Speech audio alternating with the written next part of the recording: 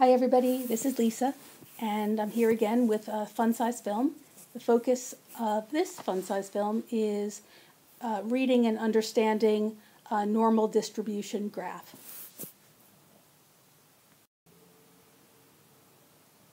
Yeah, I'm not a statistician either, but schools really are focusing on and emphasizing scientific evidence and hard data, and hard data means quantitative information. And analyzing and interpreting that information requires the use of statistics. And we're not using anything too complicated, but things might be unfamiliar. What you'll hopefully take away from this film is some knowledge about two key concepts, standard deviation and normal distribution. And this will be building your professional vocabulary and preparing you for our future conversations about special education and so on. So if you watched our first fun-size film about mean and distribution around the mean, then you remember that the mean score is an average that offers a picture of the overall performance of a group of learners. And you also probably will remember that the mean is a useful bit of information, but what's more powerful than the mean is looking at the distribution around the mean, because that enables you to see where the students are in relation to the mean and also in relation to each other.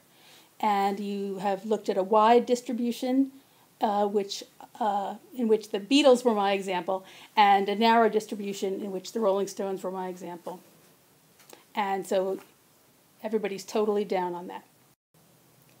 Well, I know everybody loves looking at the distribution around the mean, and there are other ways besides the ones we've looked at that describe scores distance from the mean. And standard deviation is the most important of these constructs. And the standard deviation is a mathematically derived unit that describes scores distribution around a mean score. But standard deviation isn't like a fixed quantity the way that 16 ounces is a pound. And standard deviation isn't a constant in the way that pi 3.14 blah blah blah blah blah blah blah is a constant. Standard deviation is it's a statistic that is calculated using a basic formula and the data that are being analyzed. So the reason I'm talking about standard deviation is because it plays a really, really important role in talking about student performance and human intelligence and other things of that nature. So this graph represents a normal distribution, or normal curve, bell curve. All of those are synonymous. And let's see if I can make this happen. Oh yeah. This vertical line that sort of cuts through the top of that mountain and the number 0, as in ground zero, that represents the mean. And all the other data are described in terms of their relationship to this mean. Scores on a normal curve are described by their distance above or below the mean. And the space between each pair of neighboring numbers is one standard deviation. So we've got one standard deviation, 2, 3, 4 on either side of the mean.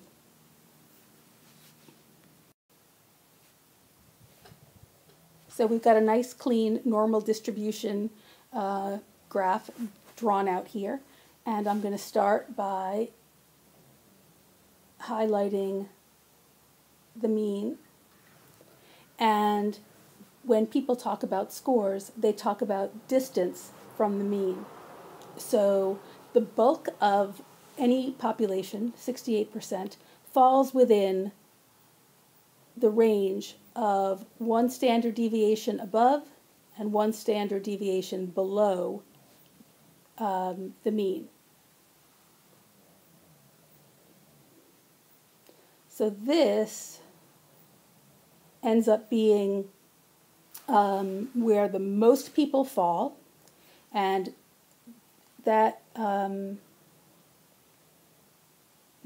is not the best color for this, but as the shape of the bell curve enables this type of graph to depict this large bunch of people, because the block is tall and also wide.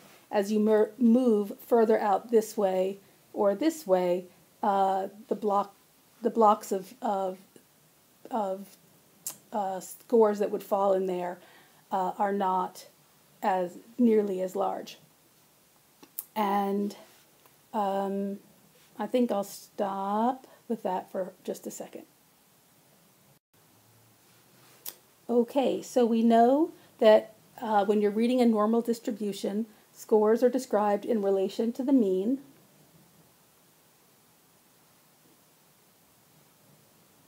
And the scores are framed in terms of this construct of standard deviations, or the distance between these key points.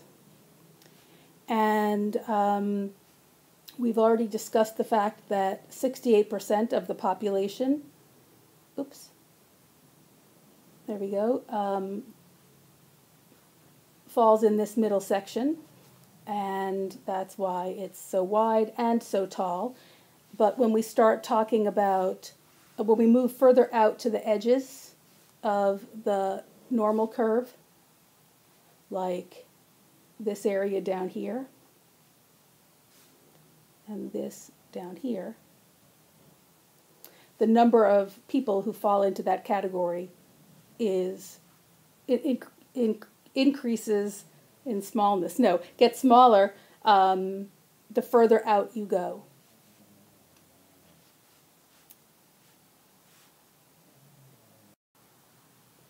In our next Fun Size Film, we'll see how teachers can interpret data that they find in a normal distribution and apply those findings to make their teaching more effective.